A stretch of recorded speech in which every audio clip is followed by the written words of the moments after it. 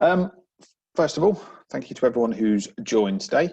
Today we're going to talk about the Optimised Visitor Management System, which is specifically something we've adopted at Complete IT. But what I want to try and take people through today is the why. What's the important bits? What do you need to be doing as an organisation to help protect your team when they're all returning to work? And I mean, I'm saying this today coming from live from our head office in High Wycombe. So it's quite nice to be back, I must admit.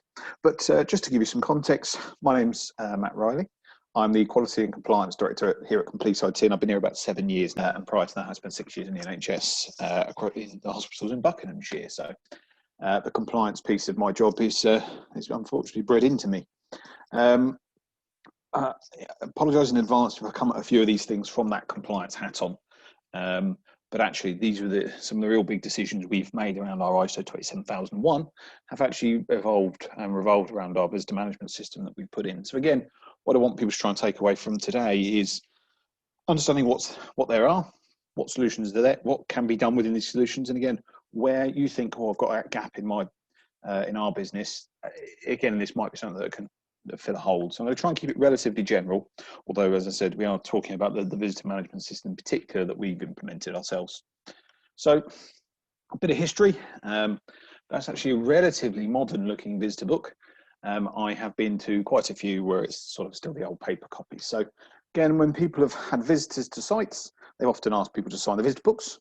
They are a bit of a challenge. Okay, the one in the picture there, it's the 3-layered paperwork, so you can't quite clearly see who signed in and out. But there are some real considerations with these old school books, especially around the GDPR, because I mean, I've been to business meetings in the past, and you sign in and you always just have a nose at who else has signed in recently. Again, if it's an active tender process, you can see who your competitors are when they might not want you to know that. So again, there's the risk of sharing information inappropriately, but more so, it's sort of aside from that, these things are actually quite valuable.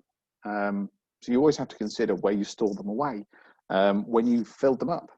Are you throwing them away, or are you putting them in confidential waste bins? When the badges are no longer used again, what do you do with them? How do you dispose of them? And as I touched on, yeah, can other visitors see who else has visited?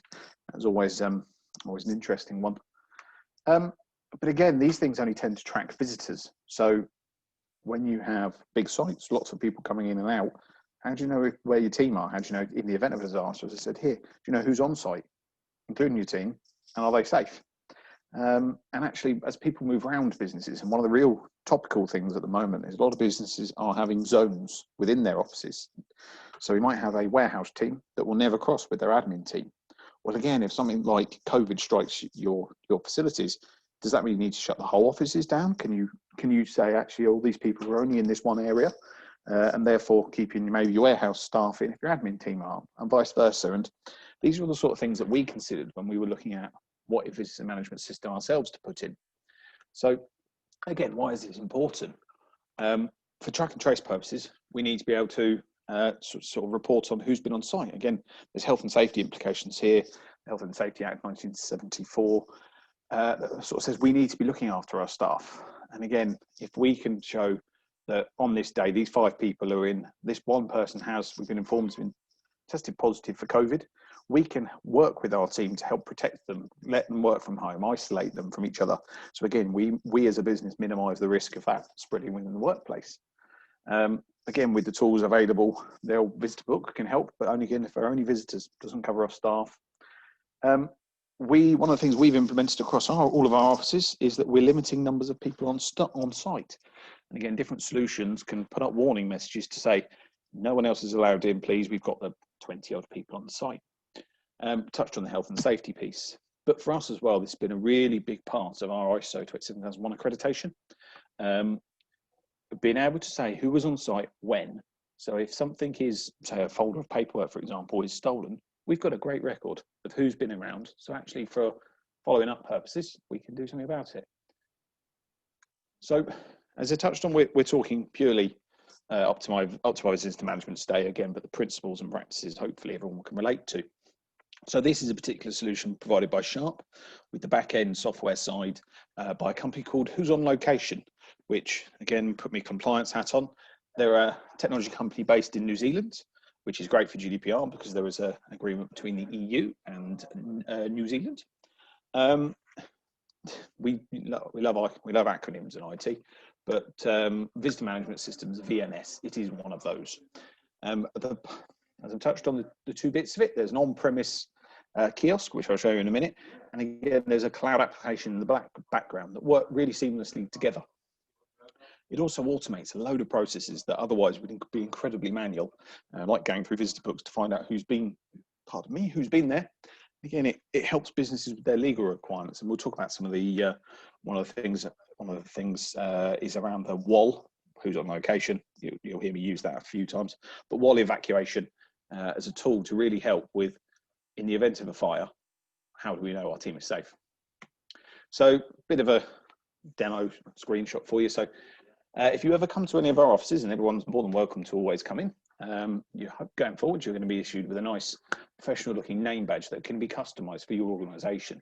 So as well as these are great tools that you can use to help run your offices and run your facilities, they're also really professional looking pieces of setups. So again, when that person arrives in your office as a visitor, they're greeted with something that looks really, really good. One of the great things about it as well, we actually had this morning, I sit around the corner from our front door, someone popped in to see me, and as soon as they signed in, I got a text notification and push notification to my phone that they were there. Easy when I can pretty much see the front door from my desk, but again, in more complex offices, you know who's on your property, who they're there to see, and actually, you're not relying on receptionists phoning, trying to get hold of different people. When that message will get delivered to them, that their guest is there. And again, it's really a professional sort of way of dealing with it. Ignoring the cable, which we haven't got the electricians around in to plumb in yet.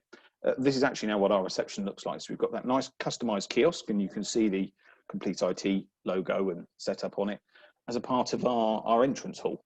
And again, we put the, as part of our COVID response, it's nice to have hand gel next to it as well. But again, it just looks a really good way of setting up. And you've got that extra protection need, not just a book in the front door that anybody could access.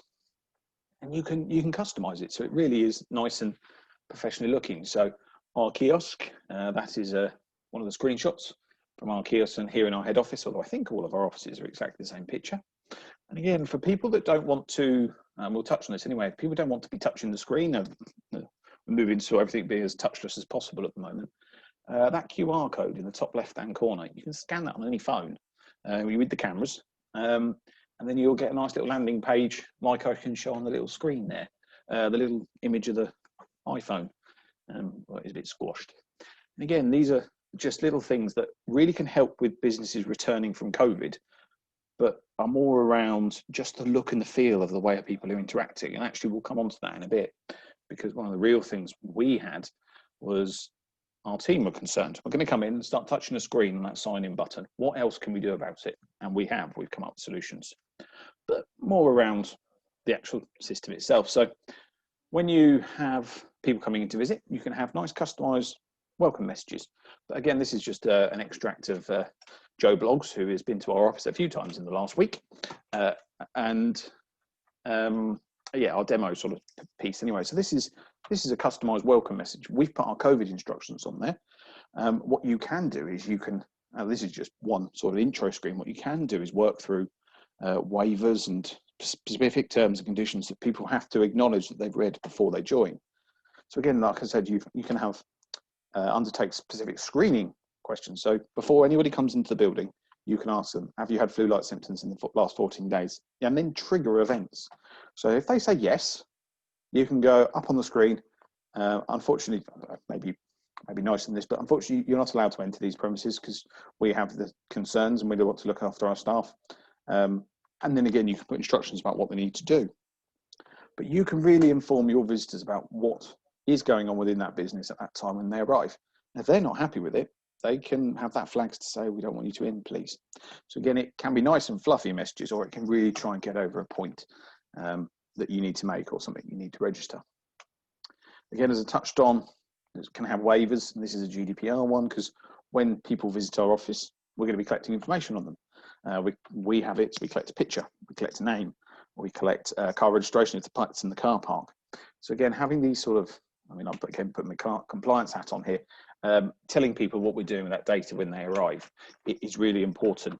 You can deal with the purpose of what you're doing with it, but also it's got tools built into it. So again, if we had a visitor come in after 90 days, all that information is deleted from the system. We think 90 days is reasonable, especially if we're looking back over a security instance, for example. So we can get people's acceptance on them. And as I touched on this, some evacuation management tools within it. So there is, it's the WOL app, Who's on Location app, which you get as a part of this. And it is a place to, well, people will come to it, people can check in, checking out. But one of the real key tools of this is the evacuation management. So again, if you have a fire within your building, you're going to want you to have your health and safety requirements to have meeting points and registers of people on site, ticking them off, pardon me, making sure they're safe. This is actually built into it. So Louise, who is our office manager here, she has access to effectively a management portal where she can see who's on site, when they're on site, how long they've been on site for. And again, if we did have to evacuate this site, we go out to the evacuation point and using the app, she can check everybody in to make sure they're safe. But also, and people do this, they tend to wander off in these sort of circumstances. On their own version of the app, people can check that they're safe. So they can check in to say, yes, I have evacuated, even if they're not with the fire safety person. And again, what you can do afterwards is run reports. So again, where you have these real more top end, so more like factories where you have to be able to demonstrate you're getting out of the building in certain amounts of time, that you're checking everybody in, it's safe to go back in.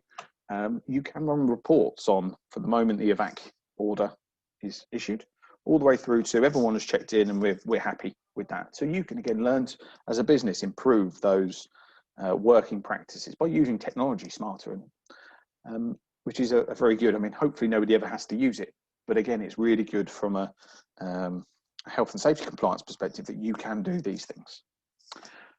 Moving on, one of the biggest pains in my life anyway is delivery management. So again, as you might have seen on that homepage, you can have deliveries arranged through this. So for example, a parcel gets delivered to our reception area. The delivery person will mark that the parcel has been delivered to whoever it might be, say if it was me, and I'll get an automatic notification that that parcel's there. And again, what it can do is build in if things need to be signed for, notifications to go and get that individual. So all you're doing is you're taking the reliance away from hopefully someone not just leaving a parcel in the reception area, which happens more often than not, or having no idea who's actually signed for it, getting this information into a system so you can then track it better. And there is nothing worse than when we've had deliveries go out as a part of our sales process. Oh yeah, it's been signed for by God knows who. We don't know where it went. Again, you've got positive confirmation of what's coming into your business. But moving back into the sort of visitors and the team members piece, I understand at the moment touch screens using the console design. People are a bit nervous about doing that at the moment because again, it needs to be cleaned. It needs to have then the hand wipes next to it. So one of the real key bits for us and around why this solution was right for us is how to deal with visitor check-ins. So again, they can tap the screen. As I showed earlier on the kiosk screen, there was a little QR code on the top corner. So again, people can scan that using their own camera on their phone and log in using a web browser. But also the other bit, and the bit probably is my favorite bit because yeah, it's a bit of fun using technology, something called the WOL pass. So again, who's on location pass. So when you're doing you're setting up your meeting, I'm going to put my meeting, I'm going to meet one of our valuable clients is coming into here. We're going to send them an invite. Now, I can CC, for us, it's another email address, guests@complete-IT. And by CCing that in, what that will do is it will start to recognize where the meeting's being held, your guests, and to provide them, as it shows on there, with a wall pass. So again, it just helps people sign in. It's a very professional looking piece. It can have maps. You can put loads of instructions with it. So we have limited car parking here in our head office. So I've put instructions in that about where, if visitors come in, where they can park. You can put things like Wi-Fi codes in there. You can put, you've got lots of guests coming in from far away, then you can put accommodation needs. A really nice professional way of welcoming people to your offices. And again, the QR code's on there. So on the little app screen, you can see there's a unique QR code for that person. So when they arrive, they don't have to check in at the screen. They can use that email and put it under the scanner. and read and sign themselves in that way. So again, you're keeping the record of the really important people that are coming to your sites and risks that are coming to your sites, but you're doing it in a nice COVID-friendly way. And again, when visitors arrive, I'm sure Paul won't be too upset that I've stolen his picture. So your visitor arrives tonight, and I got one of these, and Bob Jones and Bob Limited and Test Limited have been used a few times in this. But when someone arrives, I can get a push notification to my phone, like shown in there. I'll get an email with that picture of who's coming along, and it can do text notifications as well. But again, that's really great. So if you've got a few people coming in, you don't know who they are because it's, say, a new business meeting, for example, you can walk up to them and go, "Hello, Paul." And again, it just shows it's just an extra level of professionalism that you can really demonstrate to your potential customers in that respect. But again, it's very much about communicating internally, and it doesn't have to be just about email. And we all get enough emails each day, and that's why this push notification thing is fantastic. And then when we're talking about our teams themselves, again, people touching in and out during the screen might have concerns. So there are 4 other ways of checking in for your team. They can use the Wall app, free app that comes with this. Using that app, you can check in and out manually. So use a sign in button on the app once you've opened it up. You can also do geofencing. So you can set a 100-meter radius around your office. And as soon as that app, that phone goes within that radius, it'll check them in and check them out, pardon me, automatically. We have had a challenge with that. We're just where our head office is because the main road that goes past. So I was driving past the other day from Aldi to Tesco's, and it checked me in, checked me out. But you will at least know when they've checked in and out. So the really good thing about that is, again, people don't have to think about doing it, but there's a good record that they're there. As we showed, you can scan that using a camera on your phone, scan the QR code onto that kiosk. And again, within the app, and what we're going to do is we're going to have name badges shortly as well. And everyone will have their unique QR code.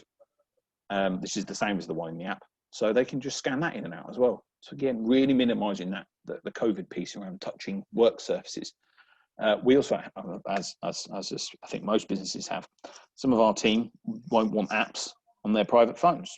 We have a big enough challenge with the organizations we work with about 2-factor authentication apps. So we also, again, use this as an idea of, if you don't want an app and you don't want to touch the screen, what can you do? Again, going up to the screen, taking a photo of it is an option. And again, if we have it, well, when we do have it, scanning name badges. So again, really friendly for the team, especially if they don't want apps on their phone. But it's really about knowing who's been on site, knowing who's been there. And you can see from this screen, again, Joe Blogs and Joe Blogs, he's been around a bit. But you can see who's been in, how they've signed in. It does show when they've signed out as well, but haven't got that as a setup. You can do that for visitors, and you can do that for staff. Now, it can be used in a time and attendance system, but we're not using that. But again, it's perfect for track and trace. So if you can see, hopefully you can see my mouse, and my mouse reappears. So you've got this filter by search query. So if one of your team has informed you they had COVID, you can search by them. You can see all the days they were in, and then you can search who else was in. So again, you can be coming from a really informed position to go, Bob, he unfortunately has COVID, and these 5 people were in on those days. So you can positively react to that, and you might again send them home, work from home, etc. But again, you're protecting your team by having that knowledge. The other thing is, we haven't really touched on, we're not choosing to use it, but you can also have remote sites. So as you can see here, we're talking about our High Wycombe office. People can check into a remote site. So if you've got your team working from home, what you can require them to do is remotely check in. So yeah, they're remotely checking in to a site. Okay, they're not physically on site, but again, you can track what time they start work, what time they finish work. We chose not to use it like that way, but you can do it that way, just if you want to track people working from home. And the final bit I wanted to touch on is just if you have a facilities manager or an office manager, and they're going to be wanting to track live who's on site, you can actually have these very nice customized dashboards. Yeah, so you can just see at a quick glance who's on site. You can have multiple tabs. It doesn't show here, but you can list visitors on site and have pictures of them on site. So again, just your general team can recognize them. That's not going to be for everyone. We're not actually going to use that, but it's a nice little feature again. a friendly way to have it displayed as opposed to having to log into a system, which is always good. But yeah, it was a bit of a whistle-stop tour. A bit of a whistle-stop tour of what needs to be considered. And again, it's using technology to solve a problem that was usually paper-based. Again, there are GDPR tools built into this. There are health and safety elements of the Health and Safety Act that you can cover off during this, and fire safety as well. But yeah, sorry, a very whistle-stop tour of what that would be. And if there's any questions, I have got at the top of your screen, I think there's a Q&A box. I should have mentioned that earlier on. So feel free to leave any questions in there, and I will see if I can help with them.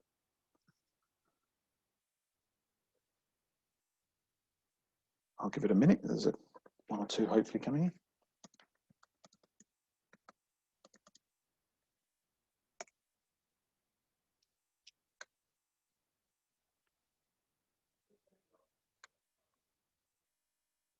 Okay, so I've had one question about track and trace being a legal requirement.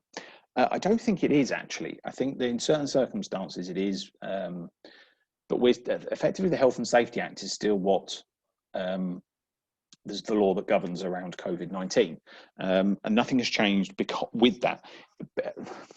What employers have is an obligation to make sure they're putting in reasonable steps to protect their team, and things like track and trace.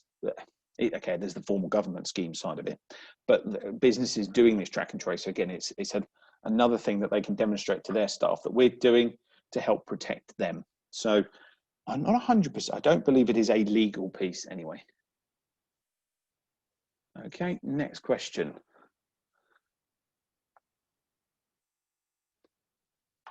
Okay, so the question that's come in with multiple entrances to an office.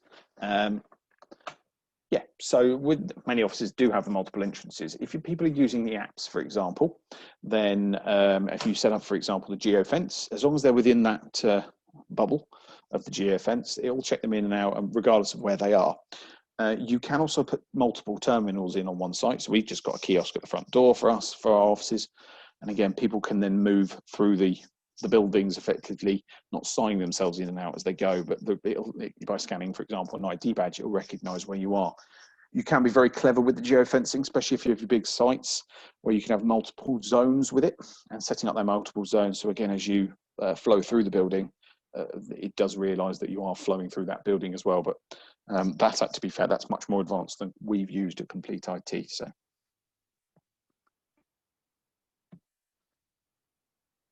Perfect. Well, if there's no more questions, again, if you do have any questions, feel free to send them in to us, and we'll be more than happy to help. But yeah, hopefully that was, again, a whistle-stop tour of things to consider around visitor management and what you can do to help protect your team.